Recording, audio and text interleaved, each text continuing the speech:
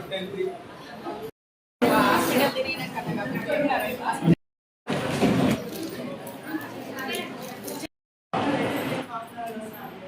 Section అంటే 15 hours start చేయాలి.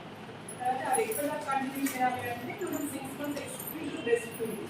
6 months అంటే ఇవన్నీ ఇన్ఫెక్షన్స్ అవన్నీ కూడా మనం అవాయిడ్ చేసుకోవచ్చు. ఇవన్నీ కంటిన్యూ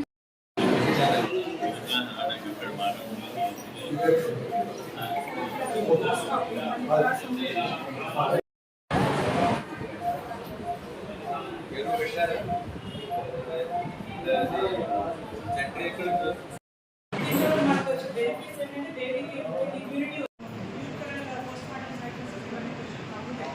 ఎమోషనల్ బాండింగ్ ఇవన్నీ ఇన్ఫెక్షన్స్ అవన్నీ కూడా మనం అవాయిడ్ చేసుకోవచ్చు. ఇవన్నీ కంటిన్యూ వాళ్ళకి ఇంకా కావాలి. ఇంకా ఎందుకు కావాలి? ఫర్ ఎగ్జాంపుల్ మీరు ఒకసారి పిల్లి ఉంటది, కుక్క ఉంటది, వాళ్ళకి ఇది పిల్లి మీరు చూస్తారు.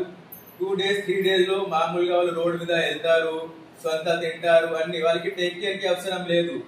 మన పిల్లలకి మన బిడ్డలకి చాలా 10 years వరకు 20 years వరకు టేక్ కేర్ కి చాలా అవసరం ఉంటది. సో ఇది జాగ్రత్తగా చూసుకోవడానికి వారికి అన్ని టేక్ కేర్ చేయడానికి తల్లి పాలలో చాలా న్యూట్రియంట్స్ ఉన్నాయి. అదే వాటర్లో అవైలబుల్ లేదు. మీరు అన్నం ఇస్తే, మీరు ఇది ఫార్ములా ఇది బాలామృతం ఇస్తే దాంట్లో కూడా లేదు.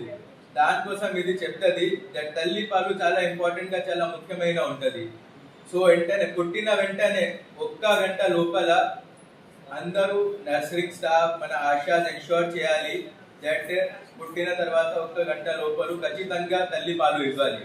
వాటర్ ఇవ్వకండి, ఆహారం ఇవ్వకండి, అన్నం ఇవ్వకండి.